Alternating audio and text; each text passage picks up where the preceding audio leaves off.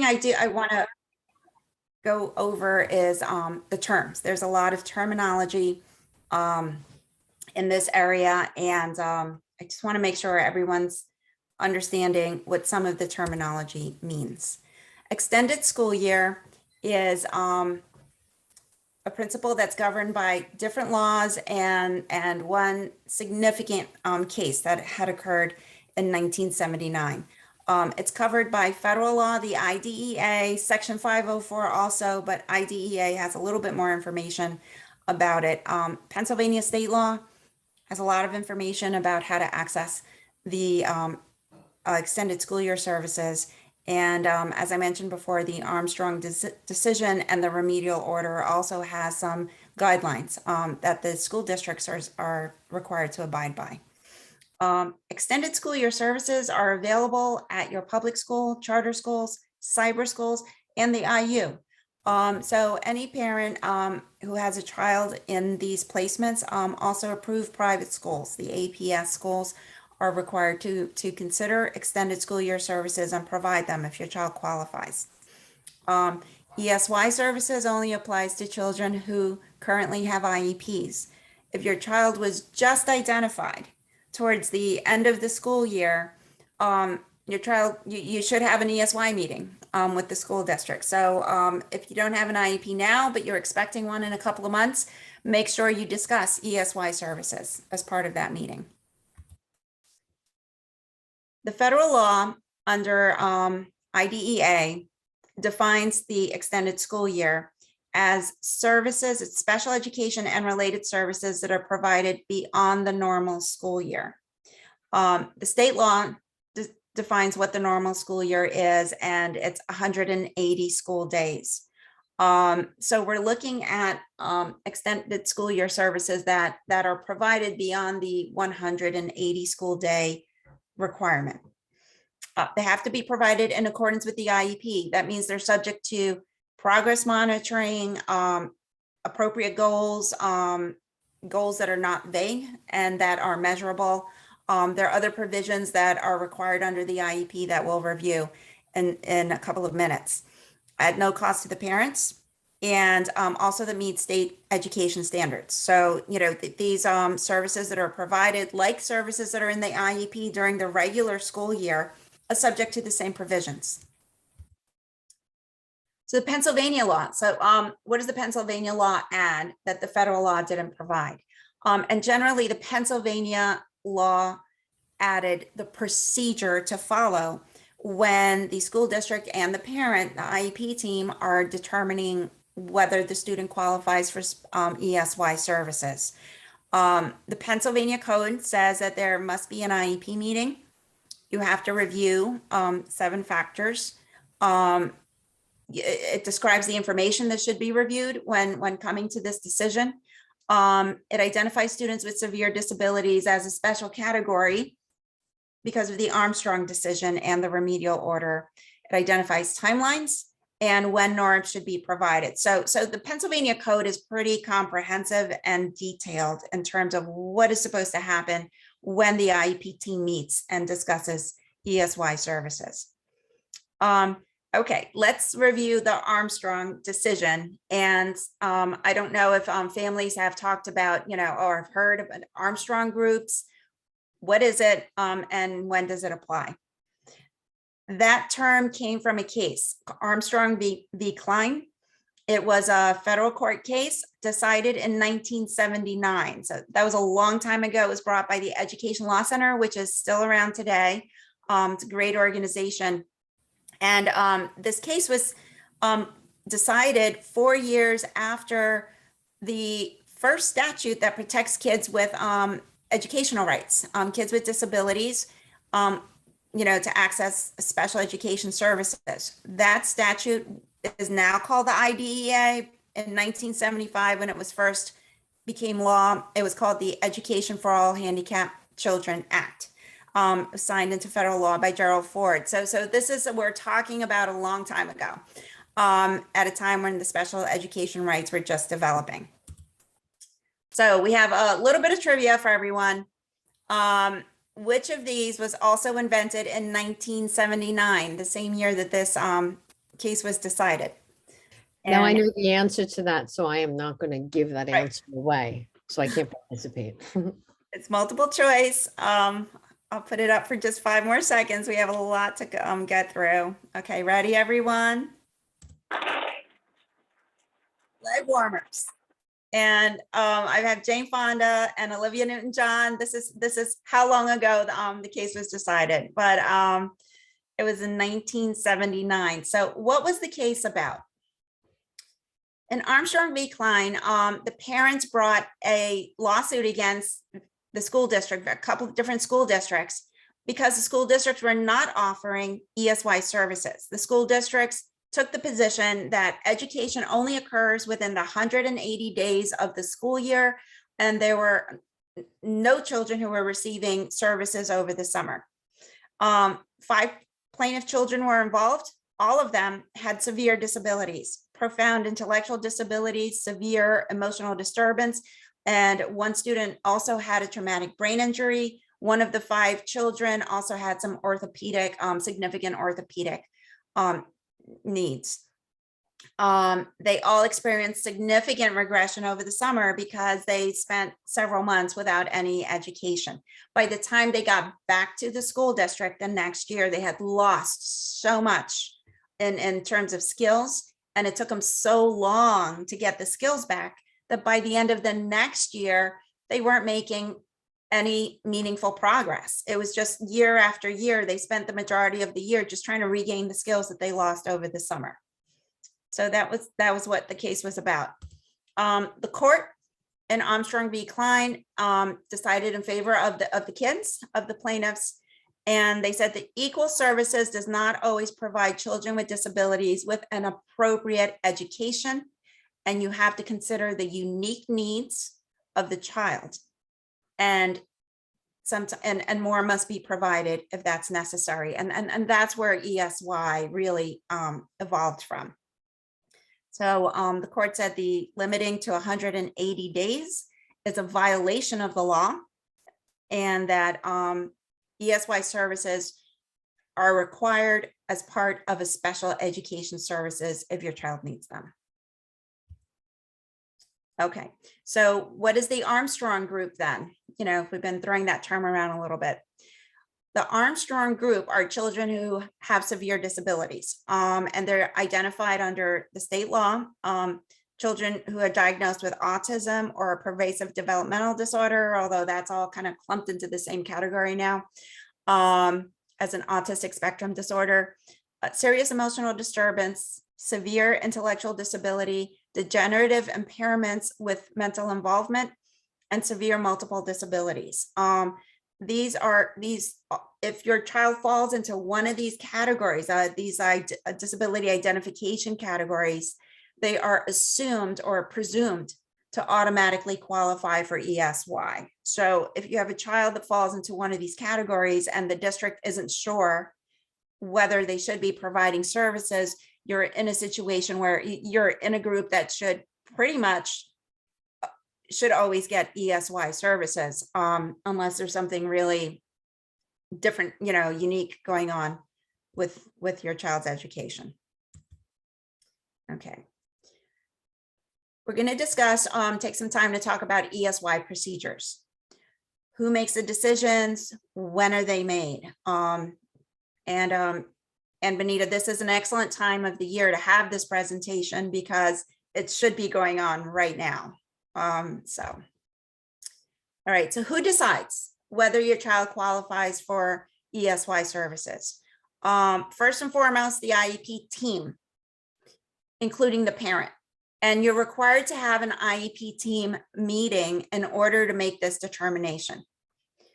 During the IEP team meeting, you decide on an individual basis whether ESY services are needed to address your child's individual needs. So it shouldn't be a conversation where the district says, well, we don't offer that service over the summer, so your child, isn't going to get any services. It has to be made on an individual basis. We'll talk about some of the things to consider, to make that decision in a couple of minutes. You also decide whether ESY services are necessary for providing a free appropriate public education. And again, it's, whether the services are necessary so that your child can continue to make meaningful educational progress during the school year. And the ESY services are geared towards ensuring that your child is continuing to progress through there. I've talked to a lot of clients who've told me that they go to IEP meetings and the district says, well, they're not required to maintain services or maintain skills. That's incorrect. There are some categories of considerations that you should discuss during the ESY IEP meeting, but maintaining the skill is certainly part of it. Every child with an IEP should be considered for ESY. Every child, even if your child didn't get ESY services last summer, they should be talking about it again this year as well. This decision should be made every year for your child, just like every year your child has an IEP. Every year there should be an IEP meeting to discuss whether your child qualifies for ESY services. Okay, so because it's an IEP meeting, you have IEP meeting rights with respect to ESY services. The parents must receive an invitation to the IEP meeting. The IEP team has to include the necessary members, including the parent.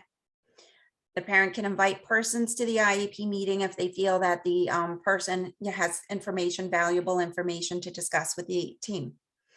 You review progress monitoring, and at the end of the meeting, or after it's discussed, the parents are given an ESY NORA. So it's all the same components as an IEP meeting, but it's very focused on whether your child needs ESY services. So there shouldn't be anything different happening around an ESY IEP meeting. It should be the same as an IEP meeting, like I said, but a more focused discussion. The school district cannot make this decision on their own without a meeting. They should not be calling you and saying, oh, we decided your child doesn't need ESY. They should not be sending you an email saying, oh, we decided that your child doesn't need ESY. It should be done through an IEP meeting after a review of documentation, and you have to look at your child's progress and some other things that they have, whether they've made meaningful educational progress throughout the school year. When do you meet? If your child is in the Armstrong group, severe disabilities, you should have met already. No later than February 28th. You should have had your IEP meeting with a NORAP issued no later than March 31st. As I said before, the Armstrong group has some additional protections. This is one of them. If your child is in the Armstrong group and you moved into a new school district after these dates, like now, the IEP team should be having a meeting with you as soon as possible to discuss ESY services. And that's something that that should occur. If it's not occurring, as a parent, you have a right to ask for an IEP meeting. You could certainly make a request for an IEP meeting to discuss ESY services. What if you're not in the Armstrong group? When do you meet? When should a NORAP be issued? In a timely manner. What does that mean? It's not defined in the statute. It means basically before it's too late. And that's about as much information as we get from the federal and Pennsylvania law. So I have a little parent tip for parents. If your annual IEP meeting is between February and May, or March really, you can discuss ESY services at your annual IEP meeting. It should be part of the discussion, and you would have had enough information by February to be able to determine, to make decisions around some of the considerations that some of the things you have to look at during the meeting to discuss whether your child qualifies for ESY services. If if your annual meeting is not between February and May, or, we actually should be February and March, then you can request an ESY IEP meeting. It should happen as soon as possible. My suggestion to you is that you have that meeting before March 31st. So send an email. If you haven't been scheduled for a meeting yet, send an email tonight, send it tomorrow morning to the IEP team. Let them know you want to have an IEP meeting to discuss ESY services. The reason why we're suggesting that it be done no later than March 31st, or really, you want to get it in not too late, is because once, if you cannot agree on the ESY services, the parents can either ask for mediation or due process that has some specific timelines, but you would get a response within 30 days of the date that you file a due process complaint. So, March still gives you plenty of time to find out before the summer begins whether your child is going to receive ESY services if you can't agree upon the services with the district. So, okay. Any questions about that? Is that clear? So Tanya, I do have a parent who asked, what is pervasive developmental disorder and how is it similar to autism? Okay. The autistic spectrum disorders are on a continuum from mild to more severe. Pervasive developmental disorder is on the mild end of autism. It's a term that was used, I think it's in the DSM-4, it might be before that, but the DSM-5 has been updated and has combined all of the autistic spectrum disorders under just one umbrella. Everything's called autistic spectrum disorder, and it has different levels now. But PDD, the pervasive developmental disorders, is just a very mild form of autism. Okay. Thank you. You're welcome. Okay. What if your student turns 21 during the school year? Are they entitled to ESY services? The answer is yes. Your child is absolutely entitled to ESY services. The statute provides that at the end of the school year, ESY services must be provided if your child qualifies for them, even though they've turned 21. So at the age of 21, under the law, your child finishes the school year and then is exited from special education services. And then they, go on to the next aspect of their lives. So for students who are turning 21, they continue to have an entitlement for ESY. What happens in that situation is they participate in all the graduation activities. They are fully, able to participate in everything. They attend ESY during the summer after that final school year. And then at the end of the summer, when they finish their ESY services, the district then gives them a NORAP and exits them from special education services because they have aged out. Okay, so that would happen at the end of the ESY period after they turn 21.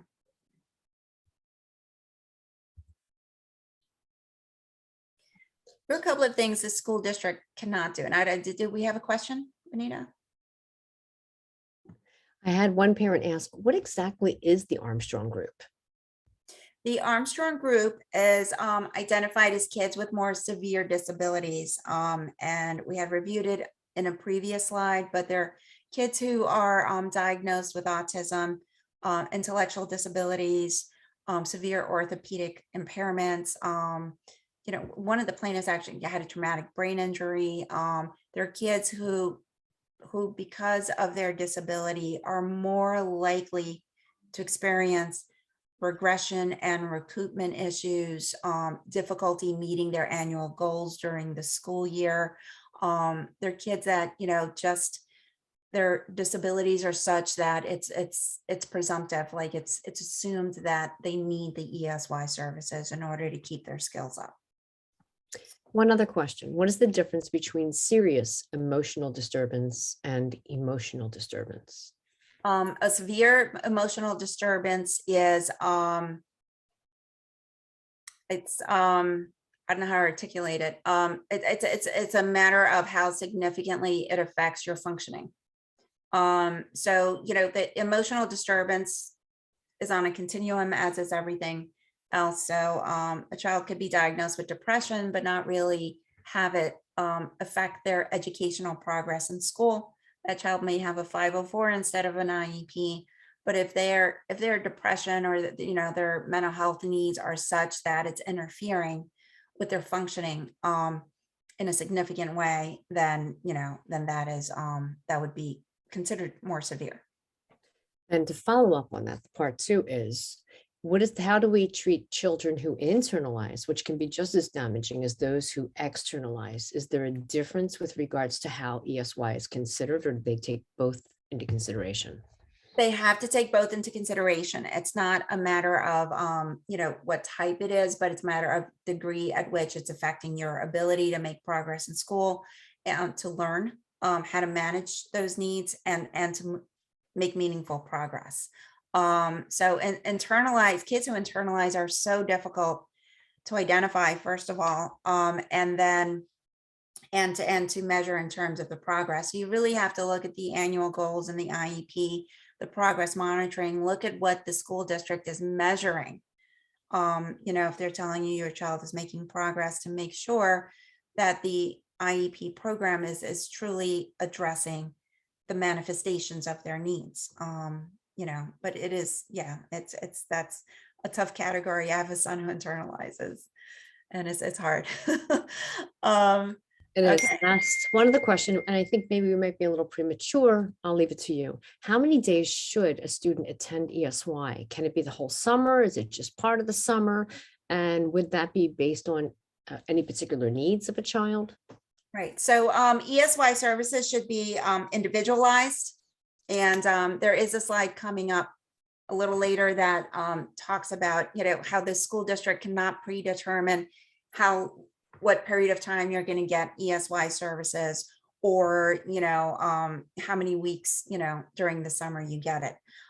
It's a highly individualized decision. So that should all be part of the considerations, of the ESY team meeting that you're going to have. Okay. And the other thing the district cannot do is limit the type, or here it is, amount and duration of your services. So that question was right on time. So the type of services you get, the district can't say, well, these are the services we offer for ESY, and they start in July, and they only go for 6 weeks, and that's it. It should be an individualized inquiry into what your child's needs are. Okay. All right. How do you prepare for the meeting? And we have some tips in terms of, as a parent, what you can do to prepare before you go to the IEP meeting. If the school district has a draft of the IEP, you're entitled to have it before the meeting. And I would suggest that you ask for a draft of the ESY services that are going to be recommended or discussed at the IEP meeting, just so you have some advance notice about what the discussion is going to be. Go ahead, Benita. I was going to say, quick question. What's the difference, or why the importance of sending emails versus a note into the teacher? Notes into the teachers, in my experience, they tend to disappear. I've heard the kids don't hand it in. It's ripped and crumbled and illegible. And sometimes they just get lost. Why is that important? Because if you're going to challenge a decision that the school district made based on your request, if you ask for an ESY IEP meeting and the school district has never met with you, that's a significant harm potentially if your child, qualified for ESY services and now doesn't have them. One of the things as a parent, if you're going to file for due process against the school district, as a parent, you have to prove everything that you're saying. And if you say, well, I sent in a request, a written request for an IEP meeting, it's going to be up to the district to locate that note. I don't know if the teacher kept it. And, or whether the teacher had it and communicated it to someone else. Things get lost and, people forget. The teachers forget what has happened. So if you send it by email, you have a record of it. That record is within your control, and you not only can prove it, you're not going to lose it either. So it's a very powerful way of documenting your requests and protecting your requirement to prove, all of these things that you're going to say to the hearing officer. One of the most difficult situations that I encounter at due process hearings is a he said, she said. The parent said they sent it in, the teacher said they never got it. And then the hearing officer, they don't like to make those decisions. They tend to go on things that are written. What can you prove? Where are the emails? So that's why I always tell my parents, send an email. If in addition to that, you want to send a note, that's fine, because it doesn't matter if the note gets lost. If you want to make a phone call in addition to sending an email, that's fine also, but please send the email. Some parents put these requests on Class Dojo or on a communication board that, again, is controlled by the district. I don't recommend that, because you don't have the ability to access it whenever you need it. Could disappear, so just, send it from your email, your personal email. Okay, and before the meeting, you also want to request all the documents that the school district is going to use when it makes its determination about the ESY decision. So ask for it in advance. If you haven't been invited to an IEP meeting and you're going to send an email asking for an ESY IEP meeting, put that request in that email. I'd like to have an ESY IEP meeting for my child. I'm also requesting that you send me a copy of all the progress monitoring data on which that ESY decision will be based. And what exactly is data by chance? The data, it could take on many different forms depending on what your child's goal is. If your child has a learning disability and reading, it would be, definitely the progress monitoring data. So those little unit tests that the teachers use to determine whether your child is making progress.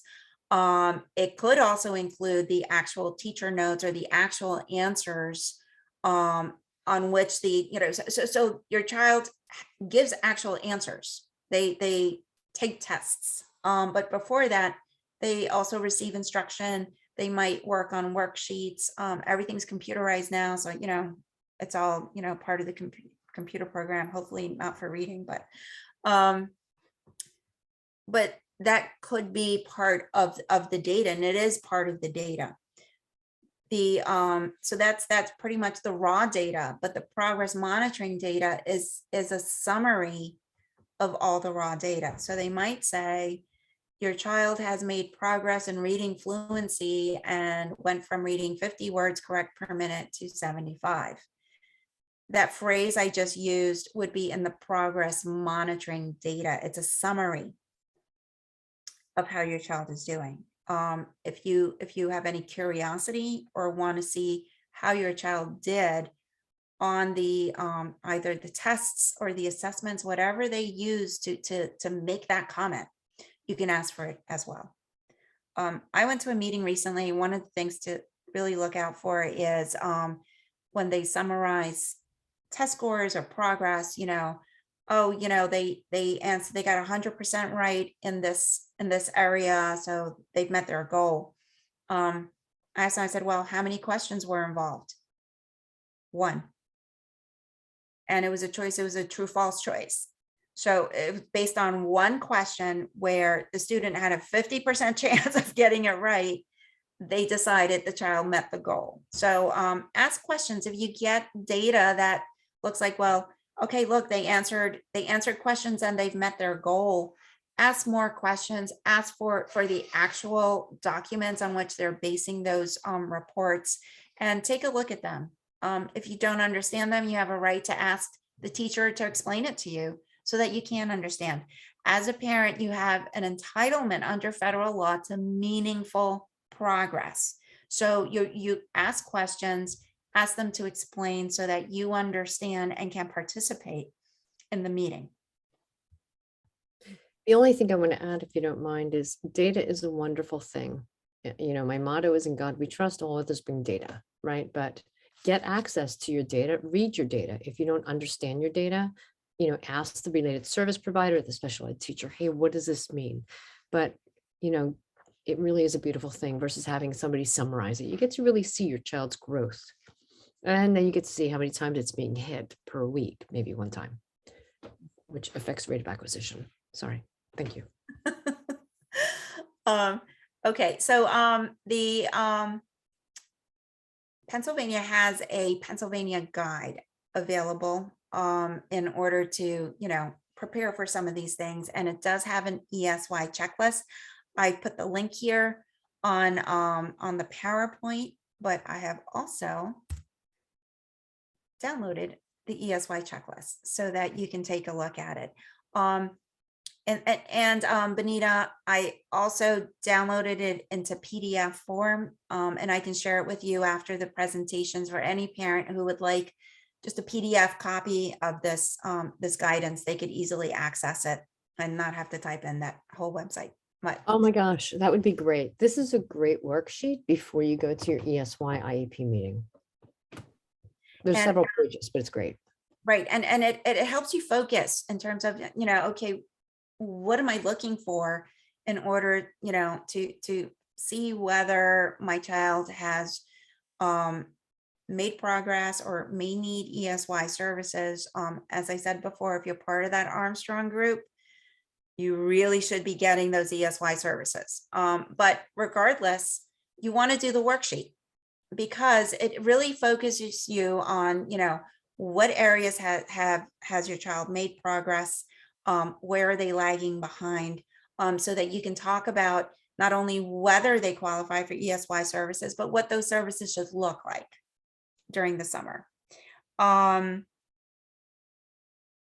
Okay, so and we're going to go through these specific questions here in the slideshow. I have a little bit more information about it, but it really takes you through where are the present ed levels currently in comparison to previous IEPs. Is there progress? Do the goals and short-term objectives between the old one and the new IEP indicate progress? So you're gonna compare the old and the new IEP, last year and this year. Where were we? Where are we now?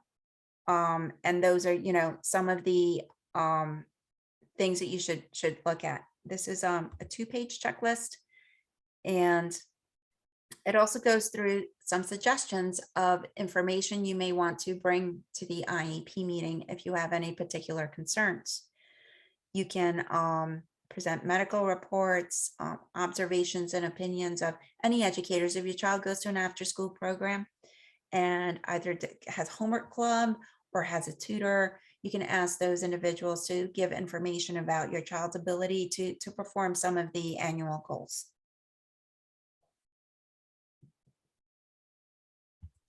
So parent says, my question is that I'm not seeing a lot of the skills that the school's saying that they're doing at school, at home, and I'm having behaviors.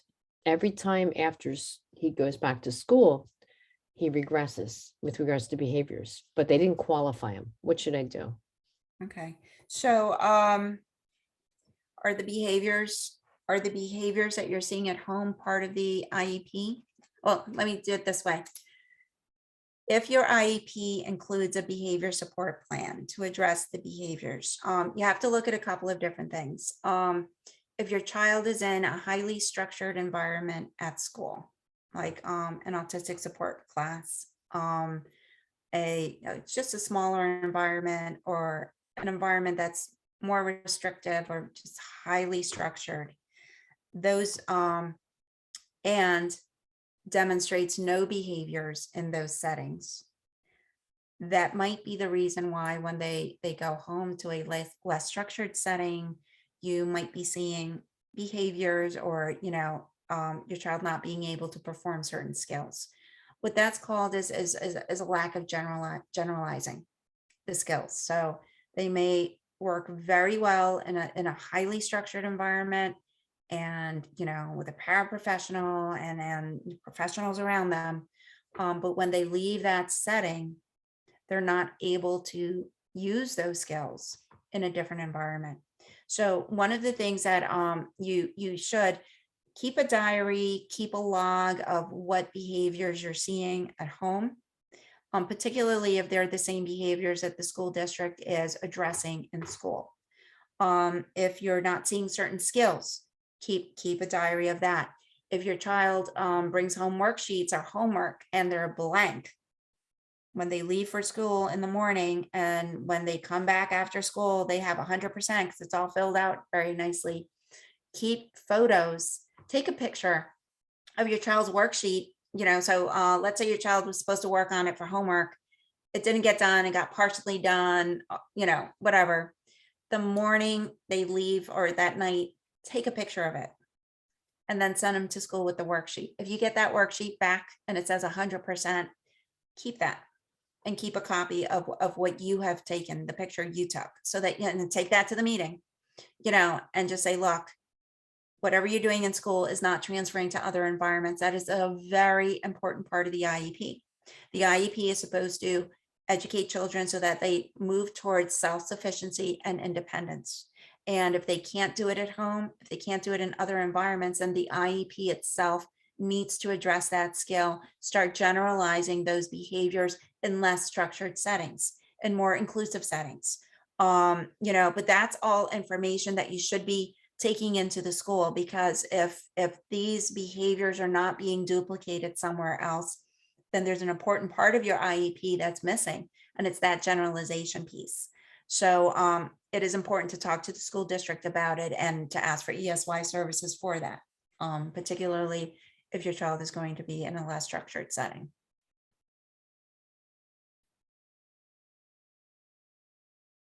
Okay. Okay, it's trivia time again, and I know everyone's had plenty of time to look at these questions. How many factors must an IEP team consider before deciding whether ESY is necessary? 2, regression or recoupment. We hear that a lot. I hear it a lot from districts. No factors, 7 or 20. And I have a little hint there for everyone. Okay, ready? I think 7. There are 7 factors that the IEP team should discuss to determine whether your child needs ESY services. Typically, the school district is only discussing 2, regression and recoupment. And here are the 7 factors. We're going to go through them one at a time, but you will see that regression and recoupment are the first 3 of the 7. They have different meanings, and number 3 that joins them together also has its own separate definition. But other considerations are mastery. To what extent have they mastered their goals? To what extent are they moving towards self-sufficiency and independence? And that kind of echoes back to the question that was asked. Successive interruptions and severity of disability. So we're just going to start going through them. Regression. So what regression means is if your child had the entire summer off with no education whatsoever, they're going to lose some skills. Everyone does. Kids who do not have IEPs regress in skills. I stopped doing math when I went to law school, and I'm horrible at math. I used to be really good at it, but everyone's skills regress. That's expected, but children with special needs, their skills may regress at a greater percentage than everyone else. And that's why this is an important component of it. To what extent is your child, because they didn't have ESY services, regressing in their skills, all of those skills that they attained and progressed, to what extent are they regressing? Are they regressing at a expected pace, or is it far, far greater than what is expected? Because if it's far greater, then your child is starting the next school year not at the level when they left or close to it, but much further behind. Which leads us to the next consideration of how long is it going to take your child to recoup those skills so that they're back to where they were in June. And that's something that these are measured. You can have access to this from the previous IEP. Look at the progress monitoring reports that you received in June on the last day of school, with that last report card. See where your child's levels are, look at it, and look at it them again in the fall when your child returns to school, particularly if the teachers, do some curriculum-based measures, like let's see where everyone is and we're all starting, in the school year, and compare it. If there's a significant decline in skills, then, your child may have regression needs. If there is a decline and it takes your child a long time, and you can continue to look at the progress monitoring notes, if it takes a month or two or longer, and everything's individual, it doesn't, don't base it on whether it takes a month or two. It really depends on the skill and your child's needs. But if it takes them a long time to get back to where they were in June, that's a recoupment disability difficulty. And these are separate. Does your child have regression needs? And do they have a difficulty recouping those needs? Okay, the regression and recoupment combination is whether, because of the extent of the regression and the amount of time it takes for them to recoup the skill, is it unlikely that they'll be able to maintain the skills and behaviors relevant to the IEP goals? So what that means basically is, the IEP sets annual goals. So let's say your child has gotten skills, they're reading at the end of the third grade level in June, and they made wonderful progress, but they have regression and recoupment needs. So you look at it, and if it takes them until the next January, or just this long period of time to get back to that level, to where they were in June, how likely is it that they're going to meet their next annual IEP goal, which may be to read to the fourth grade level, if they're really starting at the third grade level in January? How likely is it that within 6 months they will have reached another school year of progress? And that's what was happening to a lot of the Armstrong kids. Like they were regressing so much, and it took them so long to recoup, that by the time they were able to recoup the skills that they had the previous end of the school year, there was little time left to reach the skills in the next IEP. So they were forever just falling behind. Okay, mastery.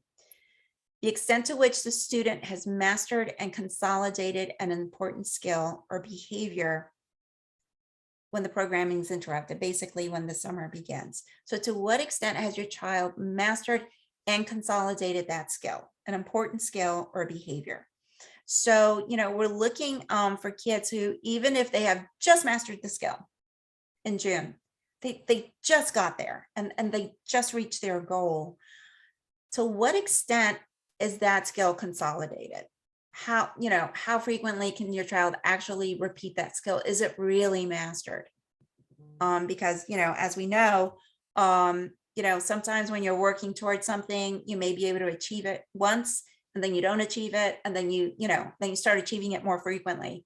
So that's what you're looking for, and if it's a situation where they had just reached their goal, and it's important to continue those skills so that they won't lose their mastery of it, then that's a situation where ESY may be appropriate. Sufficiency and independence, again, to what extent is the skill behavior particularly crucial for the student to meet their IEP goals and self-sufficiency and independence of their caretakers.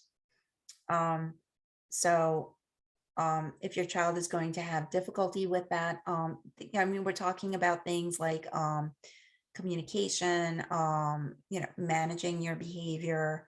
Some kids are with orthopedic impairments have learned how to, use some fine motor skill, but it's necessary for them to continue to use those skills because otherwise they'll lose them and then they have to start over again the next year. So successive interruptions in educational programming that might result in your child's withdrawal from the learning process.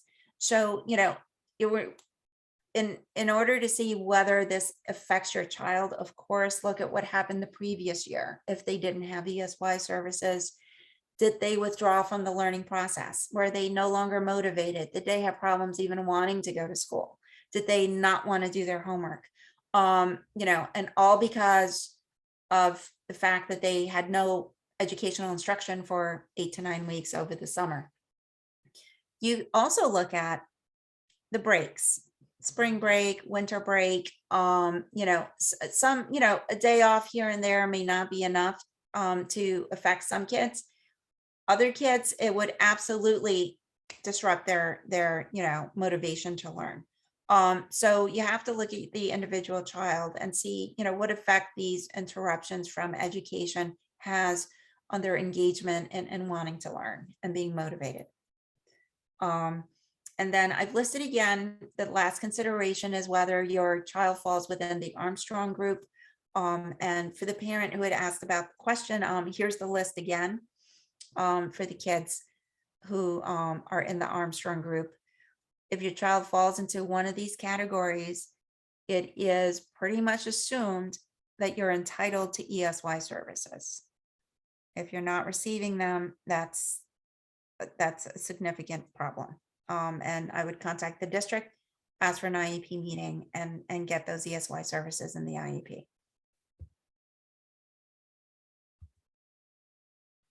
Okay. All right. So now we know what the categories of things to look at. How do you get the information on regression, recoupment, mastery? The Pennsylvania law also lists reliable sources of information as a guide for parents to know what to look at, and for the IEP team to know what to look at when you're making these determinations. So students' educational needs, those would be in the IEP. Year-to-year progress is also very important, and progress throughout the school year is also important. See whether they're meeting their benchmark goals.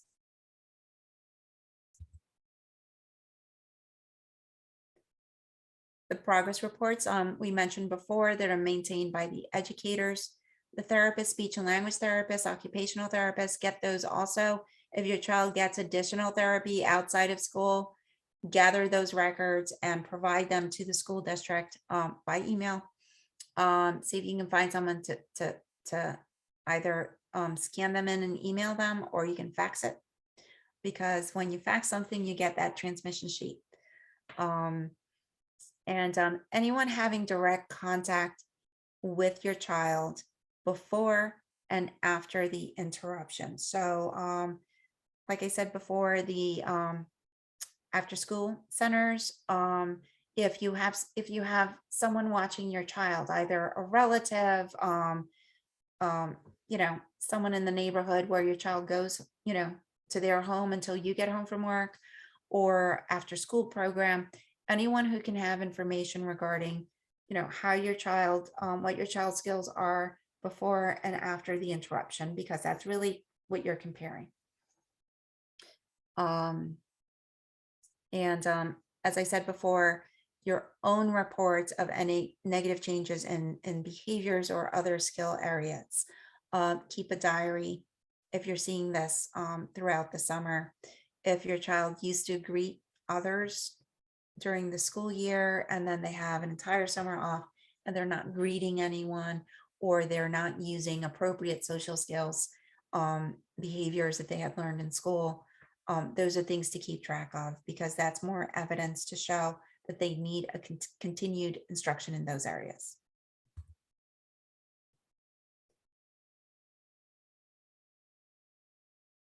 Okay, and we have the rest of the list here: results of tests, um, life skills assessments, any medical reports, outside agencies that you think might be helpful. Your wraparound service providers may see a significant change in behavior, during the break, during the summer. That would be really helpful information to bring to the school district. And you can invite your wraparound service provider to the IEP team meeting as well.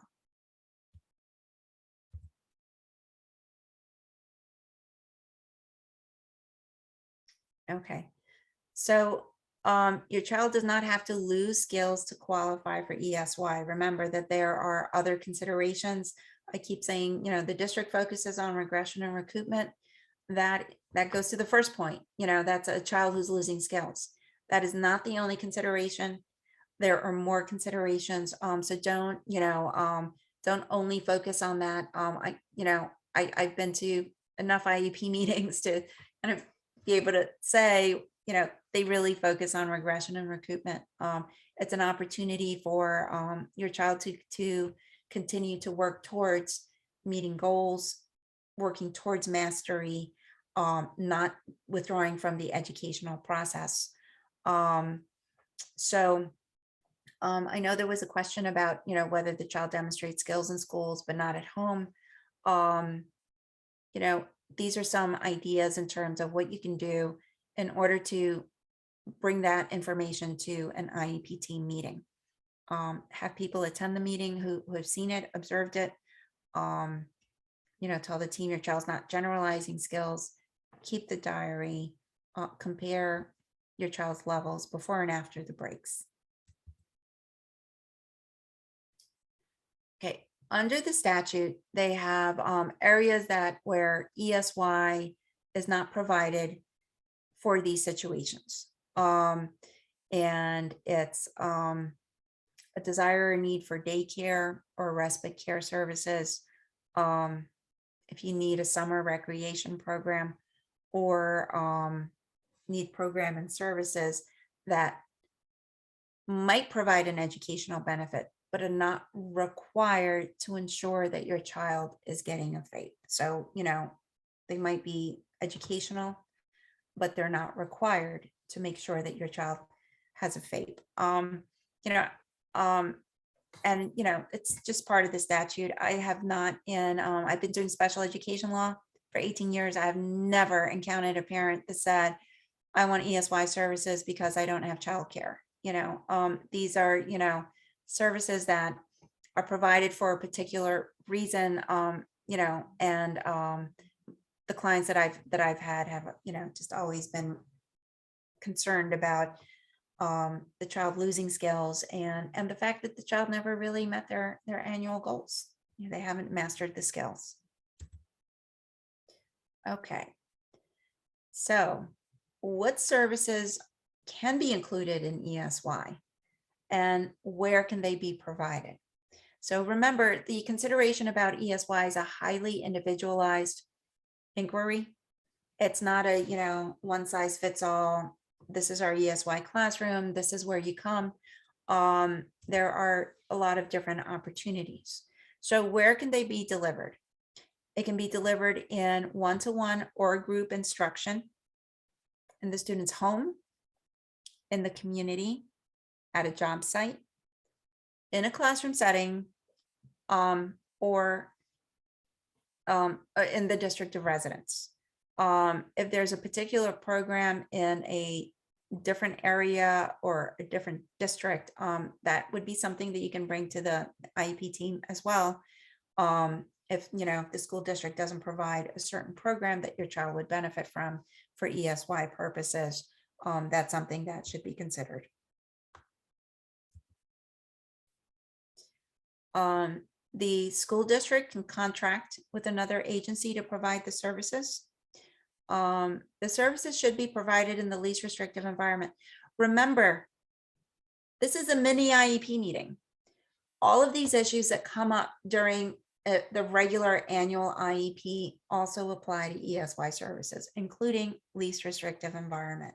So if your child is in itinerant autistic support during the school year and is largely in regular ed environment, they're very included throughout the day, but the district says, oh, well, our ESY services for children with autism is in the full-time autistic support program. That's not appropriate for your child. Your child is not in a full-time autistic support program during the school year. So, and that's a consideration of least restrictive environment. And that's a discussion that should be had at the IEP meeting. If your child is going to a non-educational setting, that can be considered as well. If your child is, for example, of transition age and they need job coaching in order to follow instructions, learn organizational skills, showing up to work on time, learning how to interact with the public and develop social skills and continue to develop social skills and things like that. The ESY placement could be in a non-educational setting. It's one of the reasons I have this picture of this cute little girl in a flower shop. That's supposed to be her summer job. But a job placement can be part of the ESY program if your child, is trying to learn job skills. I know Dorney Park has an excellent program over the summer for students to work at the amusement park. They collect tickets. They, I think, manage the rides. They help out at the amusement park, but with job coaches. But that could be an ESY setting. If that becomes the ESY setting, the school district does have to provide transportation to that ESY setting as well. So there are different alternatives. If someone in your community, if your child is of transition age and looking to develop some job skills, that is part of their IEP, should be part of their transition planning. That could be an ESY service, particularly if they lose some of those skills because of the break in the summer. So it doesn't have to be in the classroom. Okay. What type of services can you get as part of the ESY program? Related services are part of it. Speech and language therapy, occupational therapy, social skills, physical therapy, instruction in their academic goals. So reading instruction, math, everything with research-based programming. It's based on the student's individual needs.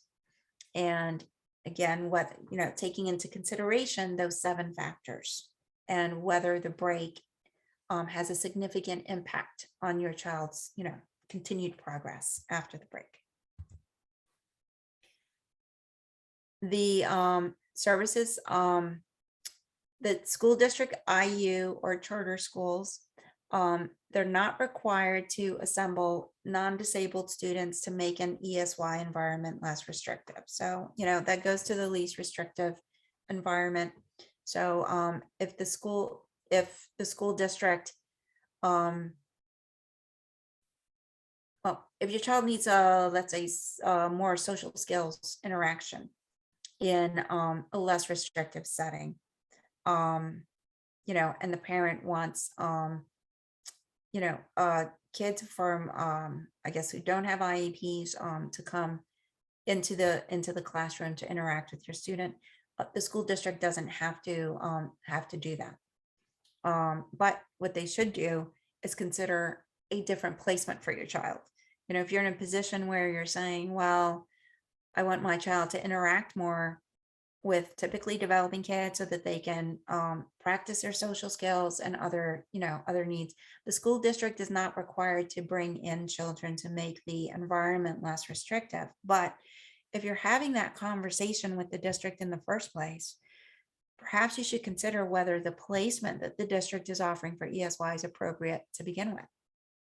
Perhaps a less restrictive placement is really something that's more appropriate for your child.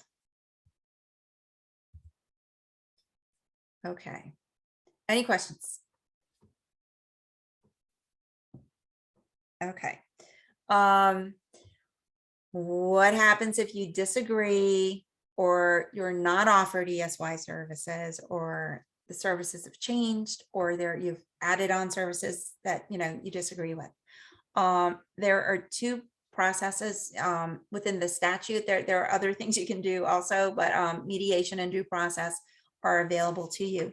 One of the first things I would advise is have another IEP meeting, see if you can, resolve that with the district. They do have, the state provides IEP team facilitators who can come to the IEP meeting and, and help that process along, if necessary.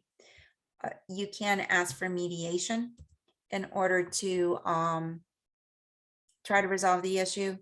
And if it's not resolved, you can also ask for due process.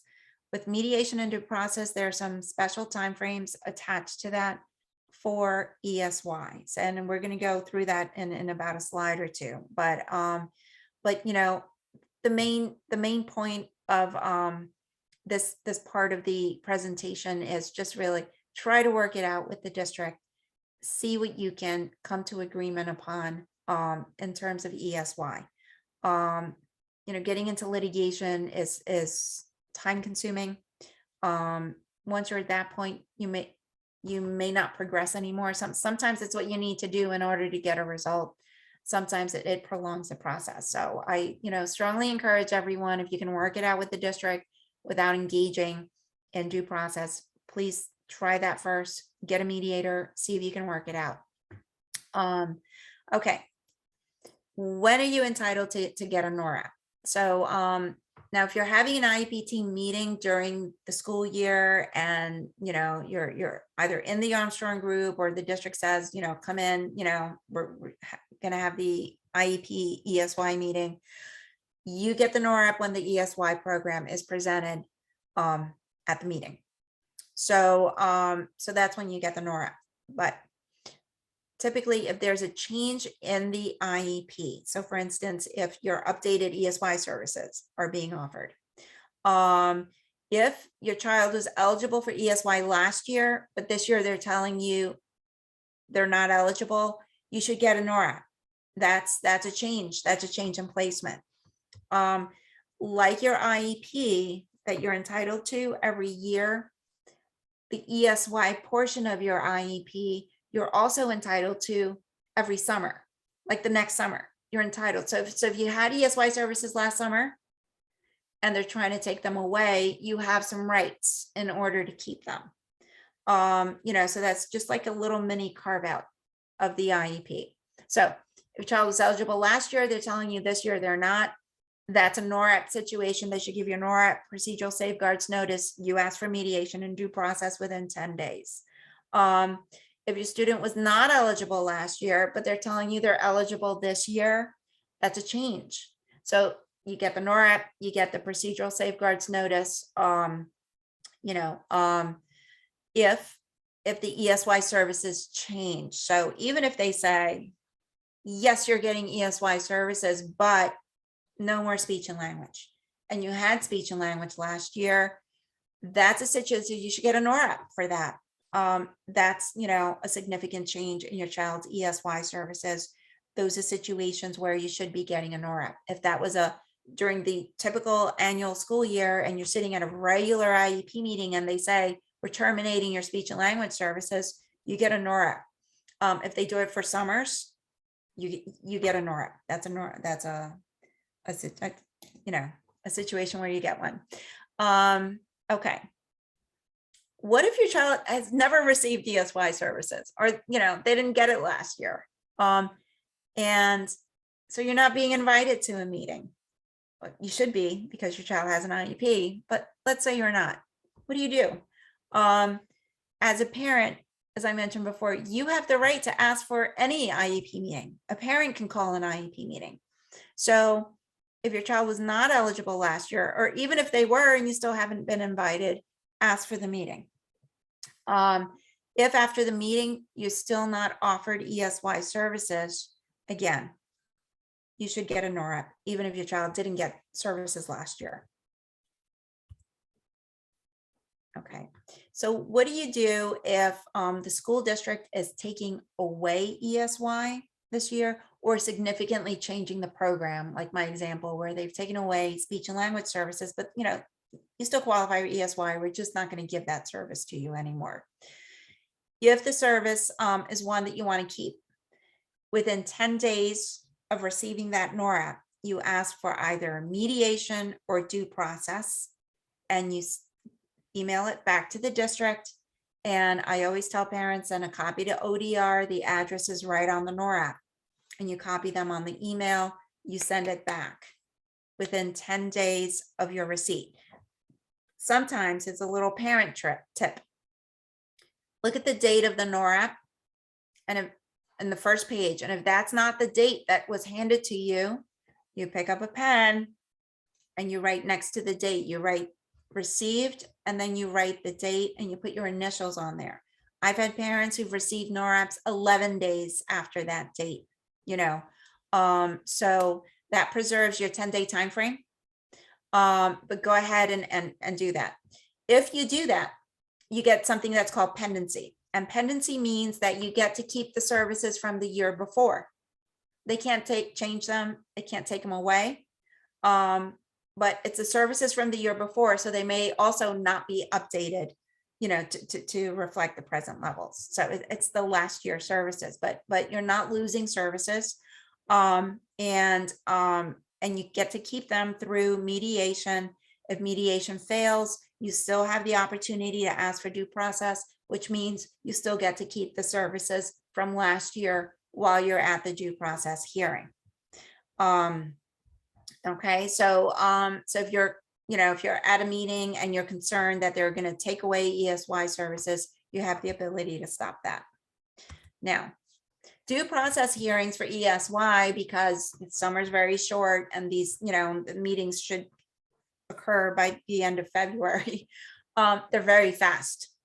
So once you file for due process, you have to try to resolve the matter within 7 days of the complaint.